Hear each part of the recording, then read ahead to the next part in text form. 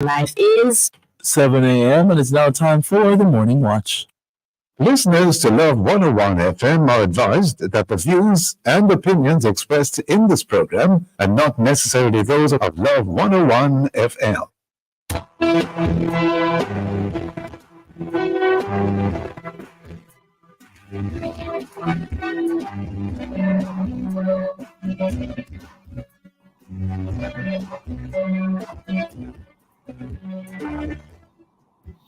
Hello and welcome to the Morning Watch on Love 101 FM. I'm your host, Stokeley Marshall. A special welcome to our listeners on love101.org. And if you are overseas and on the move, U.S. listeners can access us at 712-832-8001. And if you are in the UK, 0330-332-6541. Or join us via the Love 101 FM app that can be downloaded from the Google Play Store or the Apple Store. You can also join us on Love 101 FM Facebook and YouTube Live in the first watch today. Should the Integrity Commission be under a microscope with changes in mind? And in second watch, what's special about a Special Education Act? For our social media question, we ask, should the Integrity Commission be under a microscope with changes in mind? Share your responses in our Love 101 FM Facebook page and YouTube channel, and also on WhatsApp, 876-9973125, using the hashtag The Morning Watch. We'll share your response later on the program, but first, as I could. All right. Good morning. Today's I quote says, "Don't trust somebody who doesn't have a limp." And this is by someone who is unknown. Very interesting. Good morning, Jakar. Good morning. I guess that person has a limp. No comment. No comment whatsoever, Jakar. Good morning. I hope you're doing well, sir. Yeah, man, all is well. All right. The first watch. We'll be back after this break.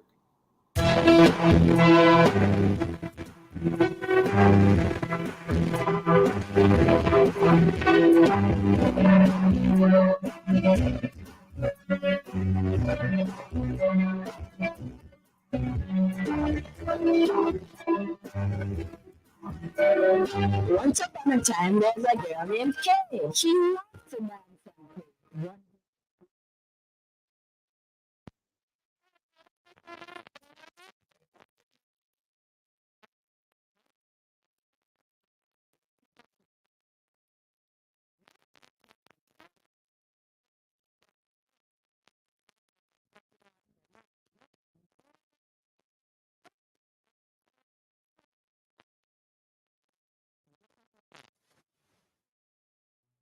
Imagine getting home after a long day and it smells so amazing that it makes you smile. Try Febreze Plus, an air freshener that delivers continuous scent for up to 50 days when you plug it in low mode. Indulge in wonderful scents for weeks with Febreze.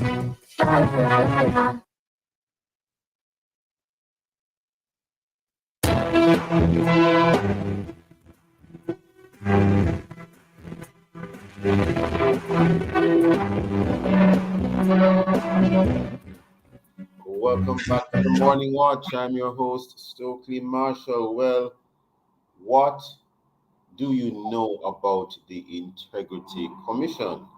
We have been hearing much about the Commission recently with concerns about their operations. In fact, Prime Minister, the most honorable Andrew Holness, had this to say, quote, "I believe it is commonly agreed that the law governing the Integrity Commission is in urgent need of revision. The current context of its operations does weaken its credibility, and we must do everything to ensure that the appropriate laws are in place to prevent the politicization of the Commission. We must also ensure that the Commission itself is efficient and pays due regard to use of public funds and the time and resources required of public officials to comply. To this end, the law must ensure that the work of the Commission focuses on relevant, significant, and material issues.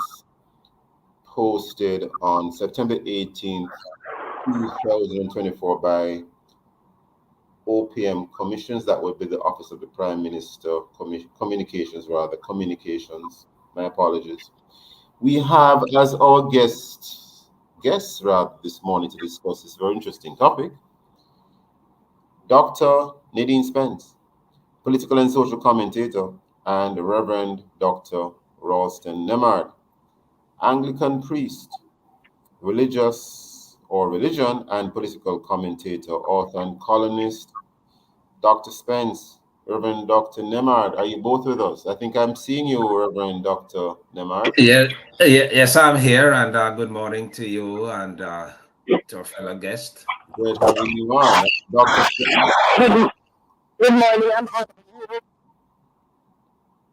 We're hearing you. You're sounding a little bit spotty, but we're hearing you. Hopefully, we can resolve the. I'm on my morning. Your audio is a little bit affected in some sort of a way there. I'm not too sure what is the genesis of that, but hopefully as you continue to speak, the distortion will go away. We're hearing you, but there's a distortion in the audio on your end, or me. Hopefully it's not on our end, because I'm using my handset now. We'll see what happens, Dr. Spence. We'll see what can be done to resolve it. Hopefully the listeners are not hearing the distortion. I'll start with you, Reverend Dr. Nemard, while we try to resolve the issues with the audio for Dr. Spence. What is the role of the Integrity Commission? Can you just enlighten our listeners with that response? All right. Good to be here this morning with you, Stokeley. I hope you are limping. I'll let that one go over my head. All right. Don't respond. All right. The Integrity Commission was brought into being by legislation to deal with especially matters in the accountability among members of the government, certainly in the parliamentarians and significant persons holding public offices in the country. And that they are basically these individuals who hold these important positions, especially in the parliament, from the prime minister all the way down, have to send in statutory declarations per year to give us a sense of the state of their finances and to make sure that there is no attempt at enriching themselves illicitly because of the power that they exercise and the positions that they hold. So basically the commission was created to look into these matters and to ensure that these things are done and to maintain public probity in the exercise of power from our chief servants, basically. Thank you, sir. And let me see if we have Dr. Spence on with a clearer audio. Dr. Spence, can we try again? Well, I am on. We are hearing you. Maybe if you speak a little bit slower, sometimes when you have these sorts of issues, the slower you speak is at least we are still hearing you a little bit better. But Dr. Spence, any comments in relation to the role of the Integrity Commission? Only that, in a country where trust has been broken, where there is talk and perception of corruption as much as we have in Jamaica, it is absolutely necessary for us to have an independent arbiter that as Reverend Dr. Lamar says, can carry out the kind of detailed assessment of what is happening in the lives of those who hold power and have access to the resources, particularly the financial resources and access to power such that they could exploit the resources for their personal gain. So I think the role they play as the public watchdog in a way is essentially necessary. You know, Dr. Spence, there is a headline here in the Jamaica Observer from October the 15th, 2024. And there's a photograph here of the chairman of the Integrity Commission, Justice Retired Seymour Panton.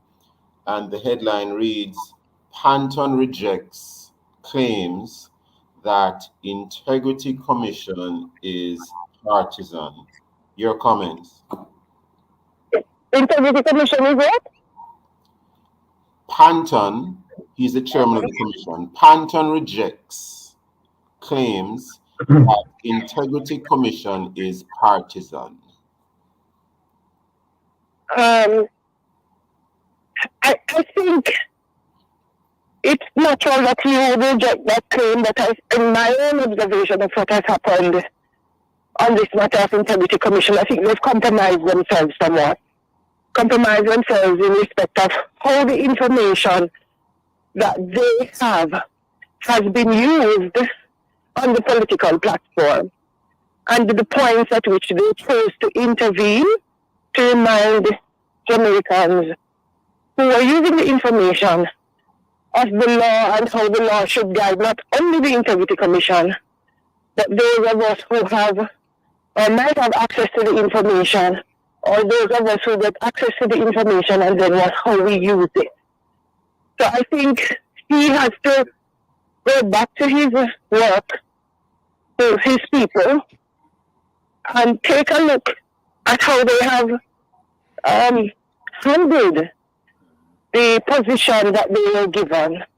And I think if he's honest enough, he will recognize that without looking at the work of the Integrity Commission, not what they do on the inside, but the way the information has been peddled in the public square, that, it hasn't, the way the information has been used has not lived up to the expectations of the Integrity Commission.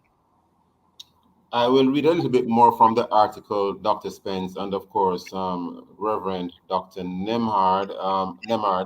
Of course, I can't go through the entirety of the article, but among the things it says, pointing out that up to 70% of Jamaicans on the voters list do not vote. Panton said it is startling, quote, startling, that it could be suggested that the 5 commissioners happen to be partisan, so we reject that. It goes on to say, against the background of increasing criticism, well, this is not a quotation now, against the background of increasing criticism from government members of parliament, including some who have suggested that the Integrity Commission be mandated to certify the statutory declarations of Prime Minister Andrew Holness, Panton reminded committee members of the past positions taken by Holness. Before we head to the break, Dr. Spence, any thoughts on that? Dr. Spence? I think one of the things in that statement that struck me, and I noticed that attitude with Justice Panton, that some of his comments he doesn't have to make those comments, right? So that statement, and I didn't hear all of what he said a while ago. But Dr. Spence, only because we're upon a break, because of time, hold that thought. We'll continue the thought after the break. Reverend Dr. Nemad, we want your comments as well. Listeners, please stay with us. We'll be right back at the Morning Watch.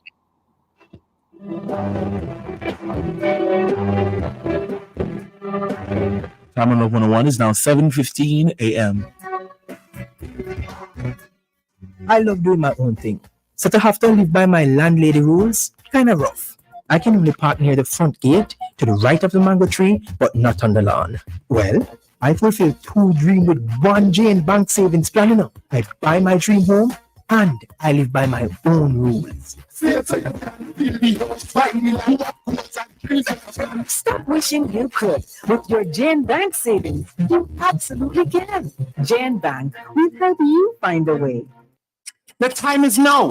Beat the clock with the Yadon Road Heroes Day Flash Sale. Sign up for Yadon Road for only $5,300 plus GCT and get a Visa cash card loaded with $15,000 that you can use at the supermarket, gas station, and more. Plus, you can get a Samsung A05 for only $1,999 plus GCT when you sign up. This offer ends soon. Sign up for Yadon Road today. Visit discoverflow.co or a Flow store for more details. Conditions apply.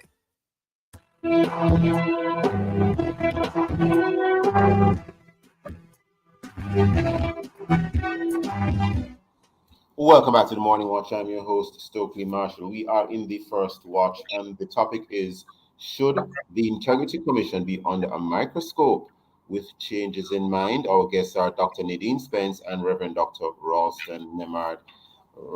Dr. Nadine Spence, just before the break, I was inviting you to comment in relation to an article that I had read an excerpt from the Daily Observer dated October the 15th, 2024.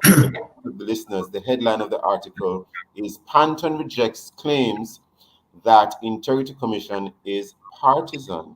And among the things I read just before the break, just in terms of listeners just joining, there's a quotation where Justice Panton, retired, pointed out that up to 70% of Jamaicans on the voters list do not vote, and so he was startled that it could be even suggested that the 5 commissioners happen to be partisan. He was startled by that, and he also mentioned, against the background, well, it was mentioned in the article rather, against the background of increasing criticism from government members of parliament, including some who have suggested that the Integrity Commission be mandated to certify the statutory declarations of Prime Minister Andrew Holness. Panton reminded committee members of the past positions taken by Holness. Dr. Spence, please continue. Yeah, I think some of the comments that they make from the Integrity Commission, not just this week, but we've heard some in the past as well, have been very inflammatory. And so, you know, even that comment about only 70% of Jamaicans vote, I'm not sure how that is relevant to the statement that he's making. Is what you're saying is responding to a comment that you are running an organization, wherever he's running it, because I know he's the chair. You're running an organization that is partisan. I think you have a responsibility to respond in such a way that you reassure those who feel that way, that this is not so. I think this whole idea of pretending that he's smart, or perhaps he is, because he was a judge, and I think that's what people think of people who are legally trained. You're smarter than everyone else, and you can be glib and insulting in some of your things. Dr. Spence, are you through with your comment, Dr. Spence? Are you through with your comment there? Yes, I am. Reverend Dr. Ralston Nemard, the Observer article with that headline that I had quoted or read, and some of the excerpts, the excerpts from the article that I pointed out, plus any other relevant matters that you'd like to raise in relation to the topic. Go ahead, Reverend Dr. Ralston Nemard. All right. I would like to give the benefit of the doubt to the commissioners in terms of whether they are partisan or not. My own conclusion would be at this point that I do not consider them to be partisan. But the way in which they have conducted the business of the commission, they have left themselves open to these kind of charges. I mean, take, for example, the chief executive officer of the commission, I think, Mr. Christie, after they had done an investigation of the prime minister and the prosecutor, the head of the prosecutor division, and did not find any reason to proffer any charges against him. And Christie, as CEO, ought to have known about this, and yet he went and tweeted or retweeted some information to the public that the prime minister was going to be charged. And that was never the case. because that was never preferred. A second thing, again with the Prime Minister, the whole question of his statutory declaration and the Commission's inability to this point to even certify his declaration, even though they have found no reason to say that he was involved in any wrongdoing. And a number of other things, but just those two stand out in my mind. And these things give the public the impression that they are not operating above board. And it is very important. It is very important that there be no politicization of such an important body as the Integrity Commission. And I have seen remarks from some parliamentarians that would tend to suggest, and undermine the functions of the commission in that regard. And one has to be very careful. But the commissioners themselves are the ones who have opened themselves up to this charge. And they need to take a look at themselves and recognize that they themselves are not above the law. Because when the commission went before the Oversight Committee recently, the chairman, retired Justice Seymour Panton, he brought a kind of adversarial atmosphere to the whole proceedings and behaved in a way that was really reprehensible in my view in terms of the certain comments that he made, but largely because he has put himself at loggerheads with the parliamentarians and there's no love lost between them. And this is very sad because we need the Integrity Commission. And so we need to really look into it and remove some of the impediments that have emerged. It is not that the Integrity Commission is not important. It is. But the way in which the functionaries within the commission have conducted themselves leave a lot to be desired at this point. So, Reverend Dr. Nemard, is it that you're asking for any members of the commission to be relieved of their positions? I wouldn't say that at this point, but the way in which the commission itself has been structured, I see the different sections of it as mere silos. Each section operates as a silo. The chairman, you have the prosecution part of it, the investigation part of it.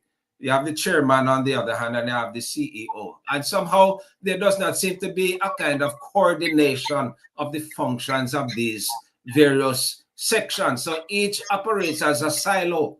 And I think that is why you're getting the kind of confusion, quite apart from the kind of ego trip that I tend to see, especially from the chairman, with regard to certain comments that he has made.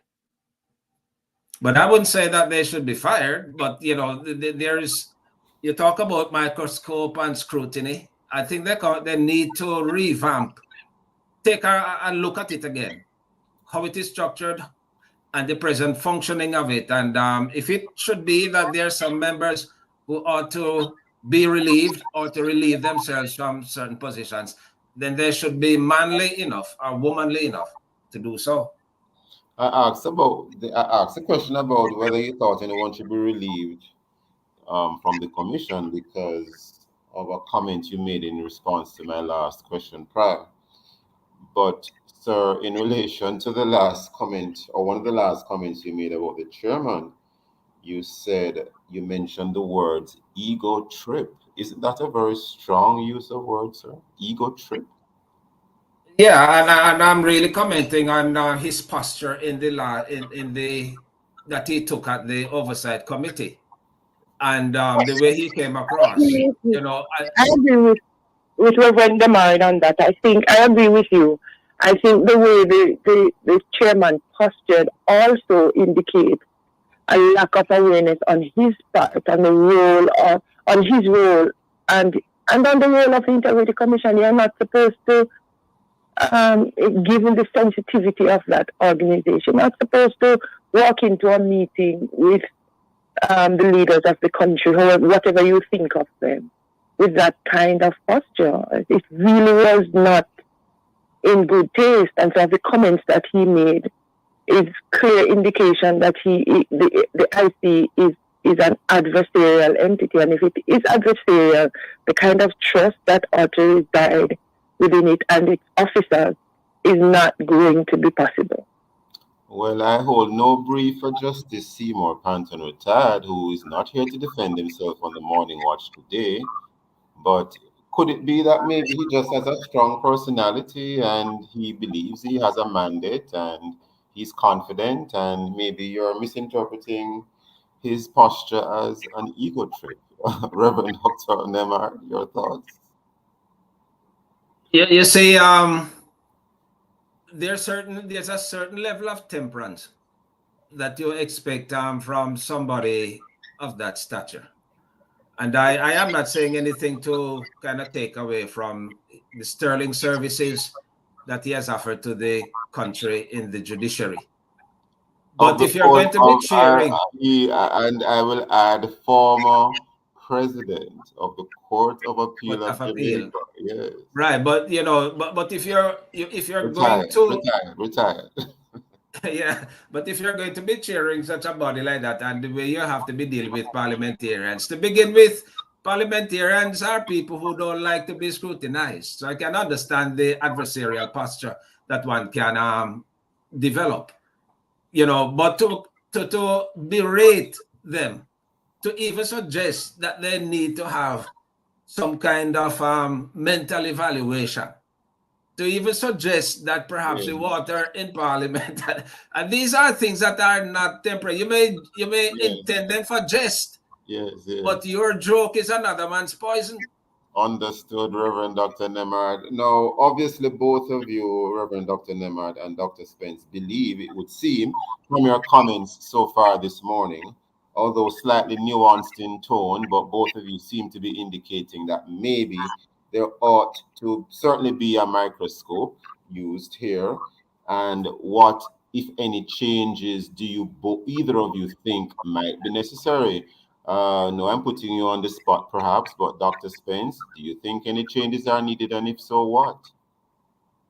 You know, a lot of the times in Jamaica, when people don't lead properly, when we have bad leadership, we quarrel about legislation, but you're going to find that unless you do a good assessment, unless you take a thorough assessment on what is happening inside an agency, how are the managers managing?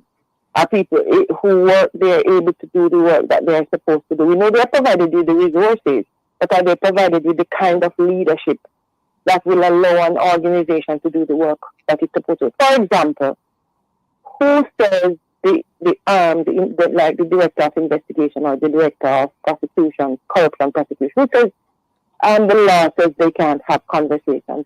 Does that have to do with the fact that the executive director is not doing his work in terms of bringing his team together and working together to ensure that whenever they're investigating a matter, they get the full picture before they start releasing information? Is that because of the law, or is that because of poor leadership and poor management? Those are all the questions that we have to ask. So when we ask for an audit is not necessarily an audit for finances, you know, it's also an audit of management practices and the whole policies and procedures. Only because of time, Dr. Only because of time, Dr. Spence. If in a bullet point form fashion, you have any 1, 2, 3, 4 changes you have in mind, or not yet? Right. I think they need the audit. I think they need the management audit. I think they need a review of the law, and they have the oversight committee to continue to look at that review and to find out what is happening and how the work within the entity is being executed. And if necessary, and then legislative change. And I think that's 3 in that order.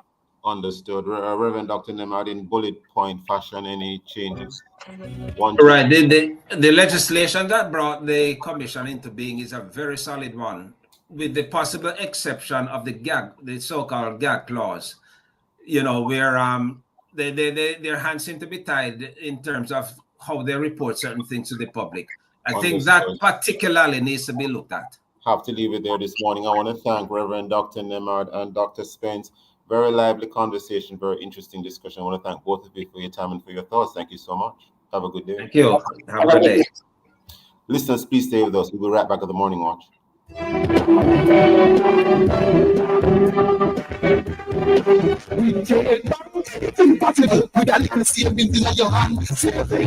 Time by Jam Bank is 7:30. Recycling partners of Jamaica. Yeah, we got to make a change, and we have to do it now, can't wait for later. We put plastic in its place, and we all can see that will be safer. And in the gullies and in the drains, recycling partners of Jamaica. We put plastic in its place. And I say no matter what your class or status or title, got to be responsible and recycle. Yes, we have that old plastic buckle board. You have to make sure say that the right titles. Don't leave the triangle with the one or two. But I don't matter could I yellow or blue. You have to just make sure them empty, collect them plenty, recycle in revenue. So listen up Jamaica, I'm saying it's time to make a change. Recycling partners of Jamaica. We put plastic in its place, and we all can agree that will be safer than in the gutters in the every veins. Recycling partners of Jamaica. We put plastic in its place. Tell them cut the plastic. It's here! Phase 4 of the ban on single-use plastics, taking us one step closer to the goal of a plastic-free Jamaica. The importation, distribution, sale, and use of single-use plastic food containers are now prohibited. Let's work together towards a cleaner, healthier Jamaica. A message from the Ministry of Economic Growth and Job Creation. Jamaica and its workforce are advancing quickly. Life-changing opportunities are arising. You need training and support. We are the Renewed Heart NSTA Trust, committed to providing new and emerging skills training and opportunities. Come to Heart. We'll help you claim your place in the workforce of the future. When teeth cycles are difficult to change, it's time for Pampers Easy Up. They're easy to put on and take off, keeping their skin protected. Changes are easy. Get ready to make a splash with the NWC Mia Water Conservation Challenge. Enter now for your chance to win laptops, tablets, water station, and water tank for your school or community. Here's how to dive in. Create a song, poem, job, or skit showcasing water conservation at home or school. Submit your entries in MP4 format to Nia Jamaica at nia-water.com between July 1 and November 15, 2024. Dive in, make waves, and conserve water with NWC and Nia.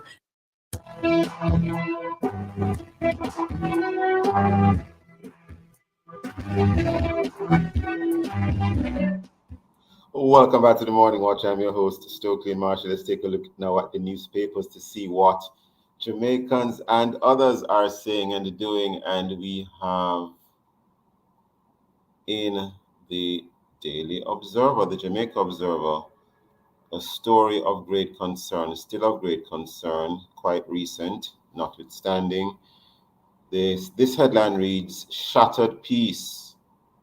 Pleasant Heights residents worry about future. Prime Minister insists state won't yield to criminals. And we turn to the Gleaner. Again, on the said incident, we have Prime Minister, National Security Minister condemn mass shooting in Rockfort. And this is among the latest news from the Gleaner online. We looked at the Observer online as well. We now turn to Loop Jamaica News online. Of course, for Loop, I don't think there's a printed version of this newspaper publication. It is entirely online to my understanding. And this headline reads, Widow accepts medal for fallen constable at National Awards. Jamaicans from all walks of life celebrated for their contributions. And we have a photograph here of obviously the widow accepting the award from the Governor General. Those and many other stories in our various news sources. Coming up next, we'll read for some of the feedback from our Facebook, YouTube, and WhatsApp question, which is, should the Integrity Commission be under a microscope with changes in mind? If you haven't done so yet, leave your responses on our Facebook or YouTube Love 101 FM Jamaica Live, and also WhatsApp comments and voice notes to 876-9973-125 using the hashtag The Morning Watch. We'll be right back.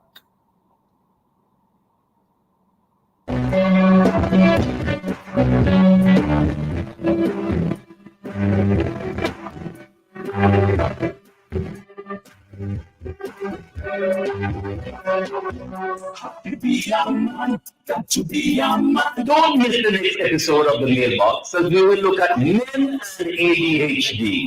October is ADHD Awareness Month and affects 8 to 10% of males worldwide. Males are 2 to 3 times more likely to be diagnosed with ADHD than females and may experience symptoms such as hyperactivity, restlessness, and forgetfulness. You're invited to join the conversation with Mr. Ade Brown, who was diagnosed with ADHD as a child and is now an associate counseling psychologist. Join me on Wednesday, October 23rd at 5:30 p.m. on the family station, Love 101.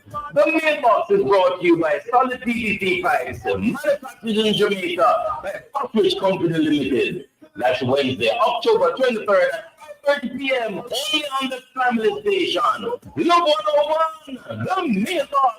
Monday.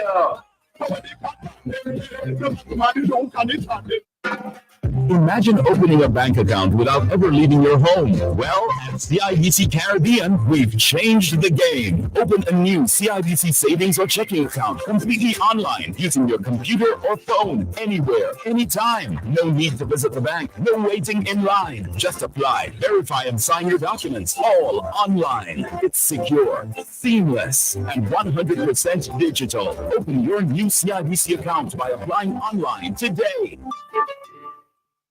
Hey, the Summer Pro app is a great way to get flow prepaid mobile plans. You know the plans that give you real unlimited social media, YouTube, anywhere else, unbeatable TikTok, and for limited time only, get a 28 day plan for only $2,900 when you activate through the app. That's not $500 saving. Easy, convenient way to save on your full 28-day prepaid mobile plan with unlimited social and anywhere call is to download the Pump and Flow app or visit pumpandflow.com. Download today and start saving. Don't let freshness stitch you when you need it the most. Wash your clothes with Downy Softener to keep dazzling everyone around you from day to night. Try Downy Softener now.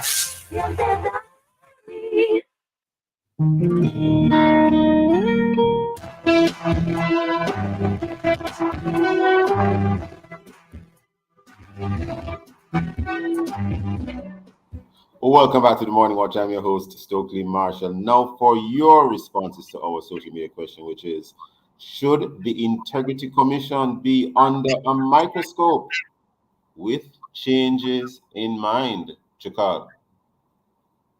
All right, so we do have some responses here. The first one says, absolutely not. This one is from Monica. Absolutely not. Let the IC operate its mandate, devoid from interference. We need to make accountability and integrity the hallmark of this society, starting with parliamentarians and all public servants. If we do this, then all facets will follow suit. The IC has reported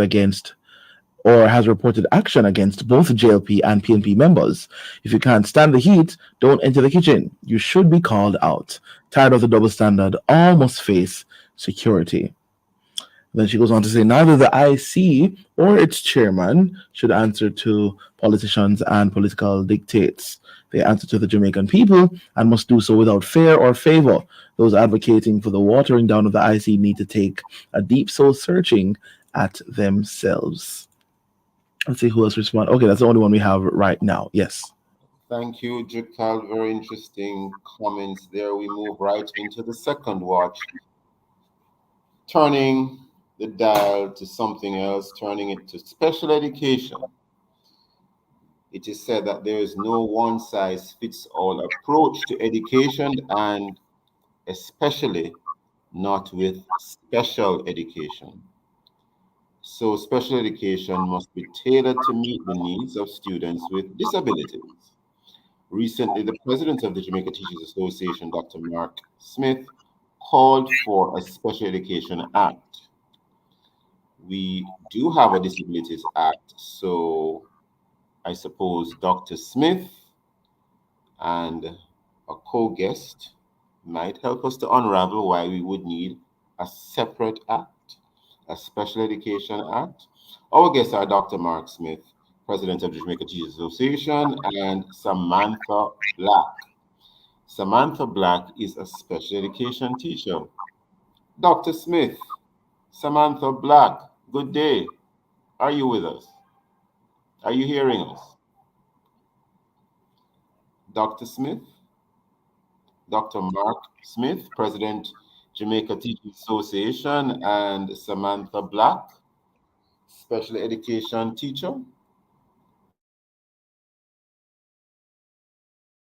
It appears as if there might be a delay in terms of having them on. While we wait for them to join us, let's take a quick look at something in relation to the Special Education Act. Because for the most part, I think most Jamaicans, we know that sometimes persons who do have special needs will require, a special kind of learning and teaching. But what we have here is a call for a Special Education Act. So there's a headline in the Jamaica Observer from October the 19th, 2024. Jamaica Teachers Association president calls for a Special Education Act. Among the things it reads are as follows. President of the Jamaica Teachers Association, Dr. Mark Smith, said there is a need for a Special Education Act to provide targeted interventions in the education sector. While acknowledging the provisions of the Disabilities Act, he said that legislation that focuses only on special education would ensure critical specialized training and educational resources to meet the needs of students. Dr. Smith, I think we have you online now. Are you with us, Dr. Smith? Yes, good morning. How are you? Great having you on, Dr. Smith. I was reading from an article in the Jamaica Observer dated 19th October where you're calling for a Special Education Act. And Dr. Smith, you might want to enlighten us as to why you think there is needs for special legislation on this type of education when, of course, we already have the Education Act or the Disabilities Act. Dr. Smith, help us. Well, thanks for having me on. And I think it is quite important to understand we have a responsibility to put in place some safeguards for our most vulnerable groups within our population. And, in the opportunity to Dr. Smith, there's a slight distortion. Dr. Smith, there's a slight distortion on your line, sir. There's a slight English was crafted. There was not much consideration for children. And so,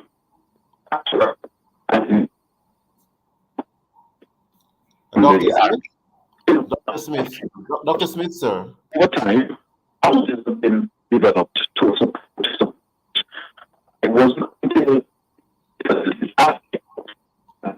I'm not sure if you're hearing me clearly. Dr. Smith, can you hear what I'm saying, sir? There might be a delay. Maybe you're on the phone, Dr. Smith. Dr. Smith? Sir? Oh, we're not hearing Dr. Smith at all now. Is Samantha Black on the line? Samantha Black? We are almost upon a break already. Listeners, we take the break at this time and see if we can also resolve the issues with the line. Listeners, please stay with us. We'll be right back on the Morning Watch after the break.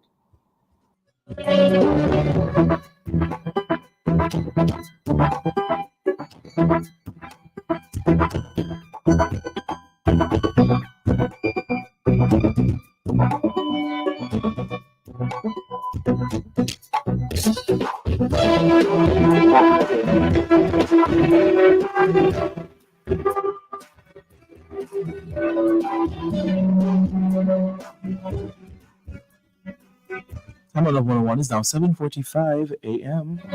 Hello.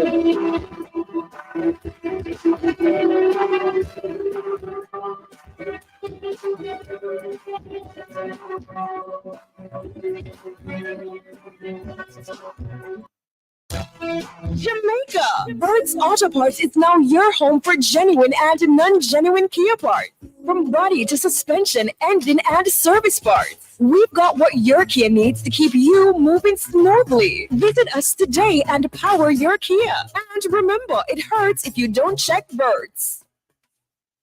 Shop and win a mega kitchen from Megamart. Spend $6,000 or more before GCT at any Megamart location and fill out the entry form provided for a chance to win a brand new stove, fridge, and microwave this Christmas from Appliance Traders Limited. Visit us on social media to win monthly prizes courtesy of Last Call Grace Foods and Face It Commodity Company Limited. Promotion runs from September 30 to December 6th. Shop now to win a mega kitchen from Megamart. Best value by far. Conditions apply. Must be 18 years or older to enter. Authorized under Section 58 of the Gaming and Lotteries Act.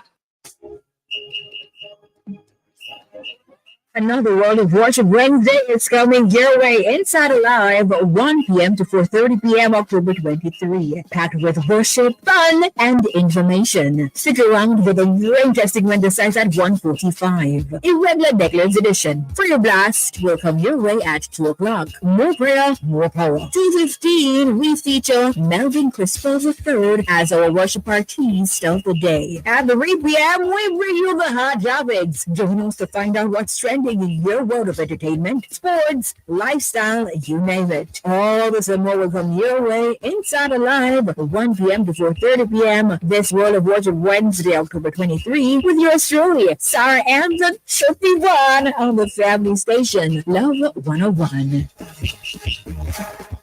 Have to be a man, got to be a man. Don't miss the next episode of the Mailbox as we will look at men and ADHD. October is ADHD Awareness Month and affects 8 to 10% of males worldwide. Males are 2 to 3 times more likely to be diagnosed with ADHD than females and may experience symptoms such as hyperactivity, restlessness, and forgetfulness. You're invited to join the conversation with Mr. Ade Brown, who was diagnosed with ADHD as a child and is now an associate counseling psychologist. Join me on Wednesday, October 23rd at 5:30 p.m. on the Family Station, Love 101. The Mailbox is brought to you by Solid PVC Pipes, manufactured in Jamaica by Foxbridge Company Limited. That's Wednesday, October 23rd at 5:30 p.m. only on the Family Station. Love 101, the Mailbox, Monday.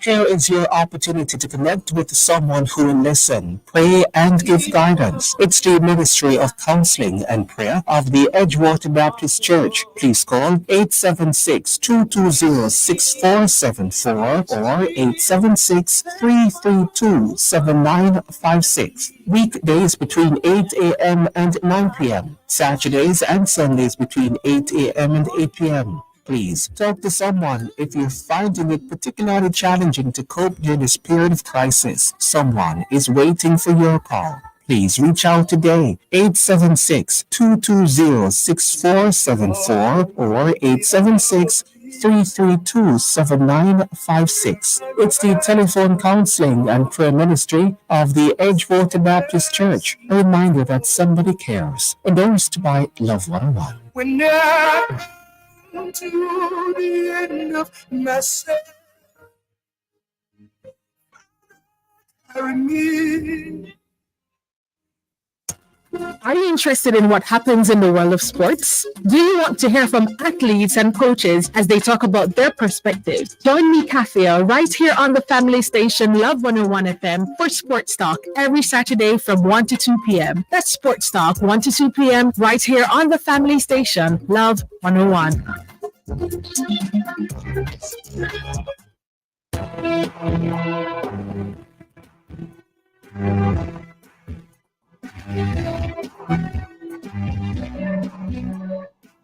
Welcome back to the Morning Watch. I'm your host, Stokeley Marshall. We are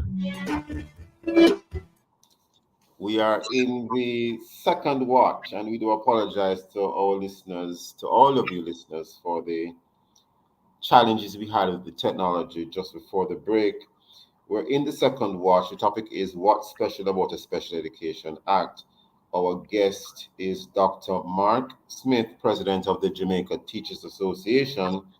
I had indicated earlier that a Samantha Black, special education teacher, would also be a guest, but so far we don't seem to have her online. But Dr. Smith, you're back with us, sir? Dr. Smith? I'm back with you. My apologies. Yes, your line is much clearer now, sir. Thank you so much. Dr. Smith, you were outlining to us the need, in your view, for a Special Education Act. Why? And in answering, could you also tell us who would be the recipients? Let's not assume anything. Persons are listening who want to be educated. Enlighten us as to who would be the recipients of the special education, sir. Go ahead, Dr. Smith.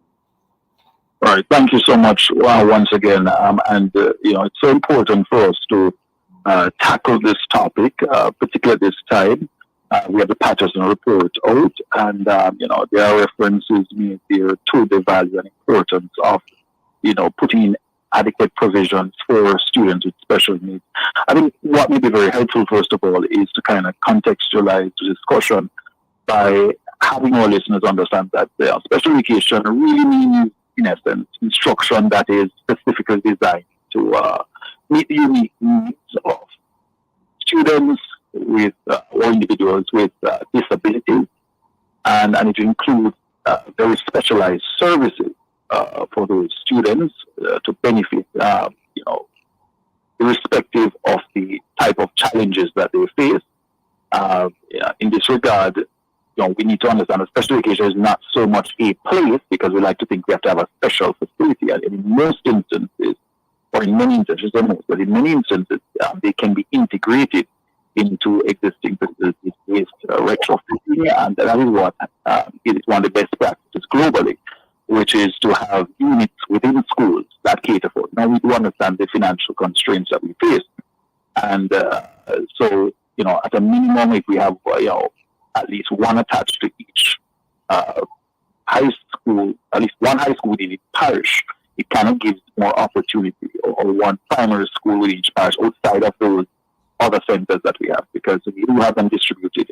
And I want to especially thank all the special education practitioners, teachers that are out there that work with this very vulnerable group.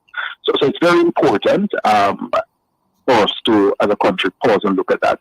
One may ask the question, and I think you did in the previous session or segment, when you mentioned why is it important when we have an Education Act? Well, when the Education Act was drafted at that time, there wasn't much consideration given, if at all, for special children with special needs. And so over time, even with the development of the educational regulation, we have still not had any space within that existing legislative framework to address. Or Dr. Smith, if I may, with all taking everything into consideration, maybe at the time, persons probably were not as aware of the need for it. That could have been an issue. Indeed, yes, it was a matter. Well, we were probably aware of it, but it was not a fact, because in those earlier days, it was a matter of wanting to just put in place legislation to address those that constitute a larger part of the population. Typically, special needs would represent roughly around 5%, 3 to 5% of the population.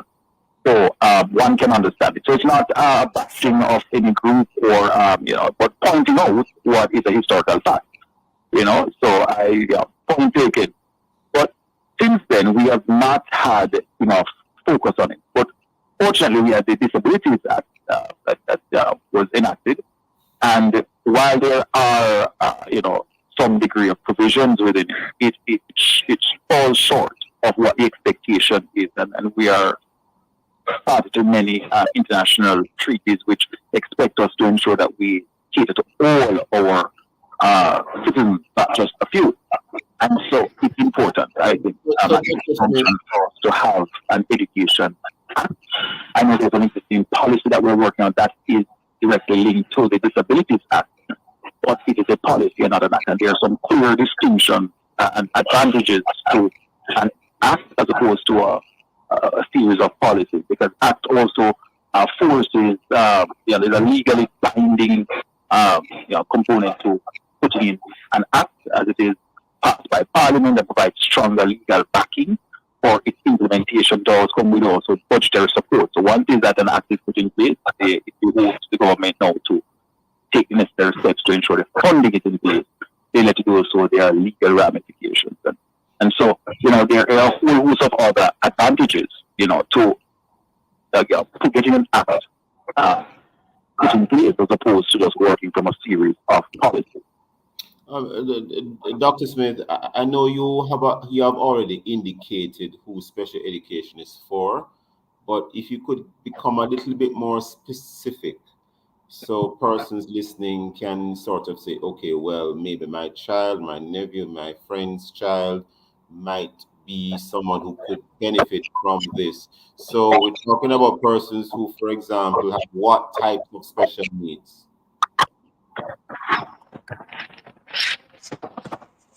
Dr. Smith. We're hearing you, Dr. Smith. Sorry, I'm not hearing you clearly. What specific types of special needs would need special education?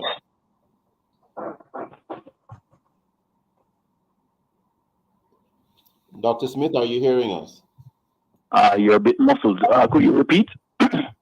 What types of special needs require special education? Oh, well, there are children who, if I'm hearing it clearly, because it's still a bit muffled, but I think I got the gist of what you're saying, or asking. It is, you will have children who will have physical disabilities. So there's nothing wrong with their brain and the capacity of their brain to operate in a normal way. You have those who, in terms of the development of the brain, there might be challenges. So there might be intellectual disabilities that they encounter, as opposed to physical disabilities. And so, we're looking out for an act that is, really comprehensive, that would cover both groups. So some may be an issue of access. So we have often heard the discussion about ramps in schools and the lack of ramps. And so that would cater more to a child with a physical disability. And in some cases, you can embed those students directly into classroom because they can operate at the same level intellectually as a child without that physical disability. But you have those who have intellectual disability and may require very specialized equipment, methodologies when teaching, and support. And so, what we want is to expand the framework to ensure that we cater in a very specific way. Jamaica is one of the few countries that does not have an education act, OECD countries, right? And so that is something that I think really is important in developing our education sector, to ensure that it is able to cater to all our children. And oftentimes we like to think even the ones with intellectual disabilities, if given adequate support, they can be significant outcomes harnessed from those individuals. We're almost out of time already, Dr. Smith, and there have been some challenges with the technology in this segment, this program this morning in terms of you participating. But sir, in a second or two, what is next on the legislative timetable as far as you're concerned in terms of passing a Special Education Act? All right. Before, let me take the opportunity to commend the teachers who are working within the sectors and the principals. They have done so much with so little. And, we need to mobilize greater public-private partnerships to support them. I want to also commend the ministry because there's presently a policy that is being worked on. Also you have to think about only because of time, Dr. Smith. Do you think by 2025, 2026, we'll have that act? Well, I'm hoping that we will start the conversations this year, and acts do take a lot of time to get through the process, the bureaucracy of government. And so, I'm hoping that this will be done within the next, say, 5 to 10 years. Yeah. Oh, that's a long time, though. We have to leave it there this morning, though, Dr. Smith. I want to thank you for your time and for your thoughts. Thank you very much. Very interesting discussion. All the best. And thank you, listeners, for being with us. And thank you, listeners, for being with us. Join us again tomorrow as we look at other topical and controversial issues. Visit the Love 101 FM YouTube channel and Facebook page, and now TikTok at Love 101 FM Jamaica. For this and all other Love 101 FM programs. And of course, download our Love 101 app and stay connected to the family station, Love 101 FM, the #1 gospel station in Jamaica. This has been the Morning Watch. Thanks to our producer, Kathy Gale, and to our guests. I am Stokeley Marshall, handing back Love in the Morning with Chakali.